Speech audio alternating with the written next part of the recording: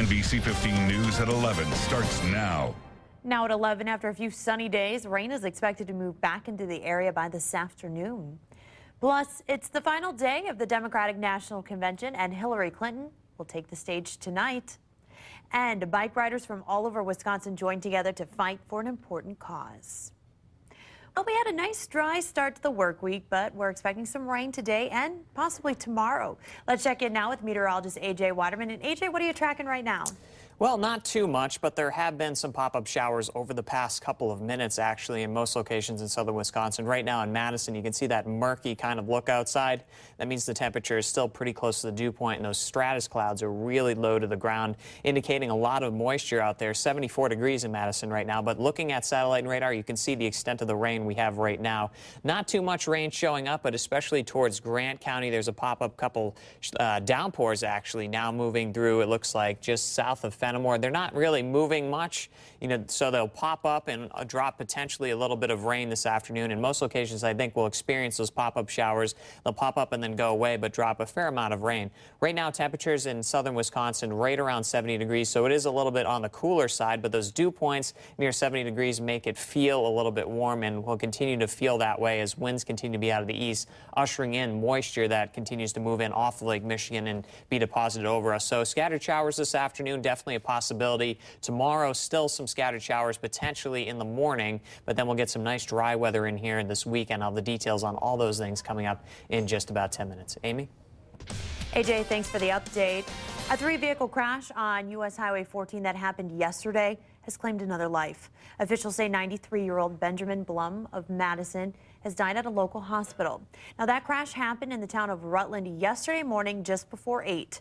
Authorities said they originally believed Blum was the driver of one of the vehicles, but it was later released that he was a rear passenger in the car that was hit head-on. A 72-year-old woman from Oregon was pronounced dead at the scene.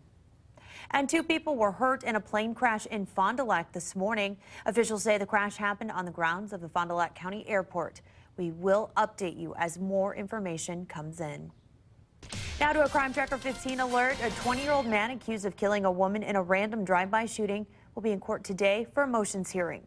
Zachary Hayes was recently found to be competent to stand trial. He's accused of killing his neighbor in West Dallas this past May. He's also accused of killing a woman in a drive-by shooting on the interstate. And a man accused of killing a Madison man inside his apartment will have a motion hearing today as well. Dennis Hassel is charged with first-degree intentional homicide in the death of 76-year-old Larry Ewing. Police say Ewing was found dead in his apartment in the 5000 block, that is, of Sheboygan Avenue back on April 18th. In our Decision 2016 coverage, Hillary Clinton takes the stage tonight to close out the Democrats' convention and make the case herself for why voters should support her over Donald Trump. Tracy Potts is at the Wells Fargo Center, where final rehearsals and walkthroughs are underway. Aides say Hillary Clinton is still working on tonight's speech. I'm looking forward to see what she has to say, especially to the Bernie supporter. This morning, Sanders urged his people to support Clinton. But our job is to elect Hillary Clinton, and the day after to continue the fight for that agenda. Chelsea introduces her mother tonight. And I just hope that people understand even a little more when I'm done than when I started about why I love her so much and admire her so much. Clinton's team says she'll use themes from her book, It Takes a Village. Talk about how this election is really a moment of reckoning for the voters. She's expected to draw contrasts with Donald Trump. Running mate Tim Kaine already doing that this morning. And I don't mind calling out bad behavior, and I don't mind calling out foolishness when I see it.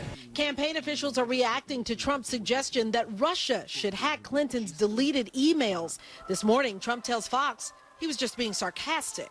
It's not sarcastic. It's never a joke. It's something that we should all take seriously. Tonight, Clinton's got a tough act to follow. She never, ever quits. Now taking the stage to close the deal herself. Tracy Potts, NBC News, Philadelphia. And on the Republican side of the race, a Washington Post reporter was allegedly denied access into Governor Pence's rally in Waukesha last night. Post reporter Jose Del Real was stopped by private security who said he could not enter. This comes after Trump banned the Post from being credentialed for campaign events last month, calling the Post phony and dishonest. Happening today, the 2016 Wisconsin AIDS Ride kicked off this morning in Olin Park. More than 2,000 have raised money for HIV prevention, care, and treatment services throughout Wisconsin. These funds are critical in ensuring everyone with HIV has access to the health care and medications they need to keep or regain their health, and to make sure individuals at risk for HIV get access to HIV testing. The good news is people are living longer and healthier with HIV and AIDS. The bad news is that makes people think that it doesn't exist, especially young people. Funds raised by the ride stay in the state and are available to anyone, regardless of their ability to pay. The ride runs through Sunday. Well, the Powerball jackpot has grown to $478 million after no winning numbers were selected last night. But just to make sure you're not holding the winning ticket, here's another look at those winning numbers. So time to double check. 10, 47, 50, 65, 68, and the Powerball is 24.